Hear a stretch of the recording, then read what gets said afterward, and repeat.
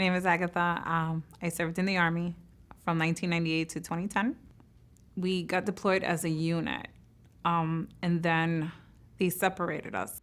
We got detached into 82nd Airborne, where it's just all men being in a building or a tent, the only female there, and having someone just come in your tent or just knock on your door. I felt like more like a target.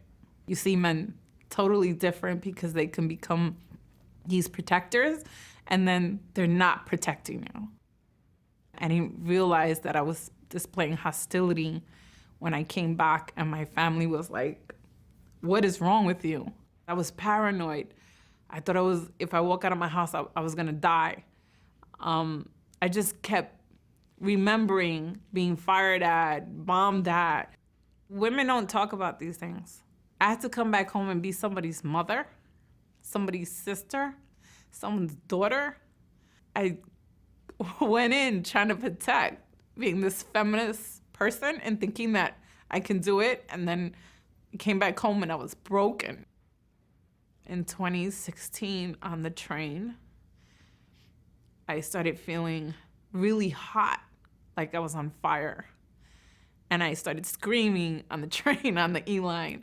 I asked the MTA person, please help me. I don't know what's going on with me because I feel like I'm burning up. And he was like, are you crazy? If you don't calm yourself down, I'm gonna have to call the cops and you're gonna go to jail. And I said, no, you don't understand.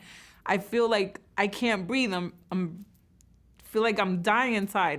And it turns out that my heart went in complete AV block 3rd degree, and I was actually dying. And I was in the hospital for 14 days and they gave me a heart pacemaker. My son is the one, he had to like snap me into reality. He was like, you realize that you do things and say things that are not my mom. And he grabbed me and he said, if you don't fix yourself, I'm going to leave you. Then I sought counseling further on with the VA 23rd Street. She listened and she suggested that I do more counseling with my son. And then suggested that I do positive things. You like writing poems? Write me a poem. You like reading the Bible? Read the Bible to me. You wanna cry? Cry it out. But then pick yourself back up again.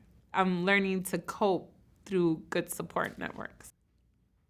If you go to the VA and you say my name, people know me because I do a lot of community service and that kind of helps me heal. I even became a chaplain. I like the fact that I'm listening to a veteran.